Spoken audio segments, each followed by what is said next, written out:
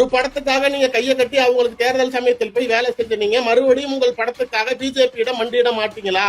இதனால ஒருவேளை சரி சார் இதனால நாளைக்கு பயந்துருவாரானா என்னை கேட்டா விஜய் பயப்படுவார். கண்டிப்பா நான் சொல்றேன், விஜய் இறங்கி போவாரு. ஒருவேளை கிரிப்பா நின்னுட்டாருன்னா அவர் உண்மையான ஒரு அரசியல் தலைவர்னு நான் ஏத்துக்கிறேன். பட் ஆனா விஜய்க்கு இருக்கக்கூடிய பல அரசியல் அனுபவத்தில் அவர்னால நாளைக்கு பிஜேபி எதிர்க்கிற அளவுக்கு ஒரு தைரியம் வருமானா கண்டிப்பா வராது. ஒருவேளை அவர் நாளைக்கு அதிமுக கூட்டணிக்கு போறாருன்னு வச்சுக்கோமே, இதனால் அதிமுக ஆட்சிக்கு வரும், பிஜேபிக்கு தமிழ்நாட்டில் வலு கிடைக்கும். ஆனால் முதலமைச்சர்னு சொல்லக்கூடிய விஜய்க்கு அரசியல் கட்சியை பெருசா வளர்க்க போறேன், தமிழ்நாட்டில் இவ்வளவு பெரிய கூட்டம் என் பின்னாடி இருக்கிறவர்னு சொல்றவருக்கு பெரிய வீழ்ச்சியை சந்திப்பார். 2011 இதே மாதிரி விஜயகாந்த் அதிமுக கூட்டணிக்கு போனதுக்கு அப்புறம் அதிமுக ஆட்சி அமைச்சது. விஜயகாந்த் அதுக்கப்புறம் கட்சி அழிஞ்சு போச்சு. இன்னைக்கு ஒரு சிம்பிளான உங்களுக்கு புரிதலுக்கே சொல்றேன், சீமான் நாளைக்கு ஜெயிக்கவே இல்லைனாலும் ஆனா அவர் ஒரு சிஎம் கேண்டிடேட், அந்த கட்சிக்கு நான் தான் தலைவர்னு முகம் ஏன் இருக்கு அப்படின்னா, எந்த கூட்டணிக்கும் போகாம எல்லா இடத்துலயும் தனித்து நிக்கிறதுனாலதான், நான் தான் சொல்றதுனாலதான் ஒரு பார்வை நம்புது. நீங்க நாளைக்கு இவ்வளவு நாள் நான் தான் சொல்லிக்கிட்டு இருந்தா நம்புவான். நீங்க இல்ல நான் இவங்க கூட இருக்கிறேன் அப்படின்னு நீங்க போயிட்டீங்க அப்படின்னா உங்களுக்கு அந்த சிஎம் ஃபேஸ் வேல்யூங்கிறது போயிடும். நீங்க சொல்றது விஜயகாந்த்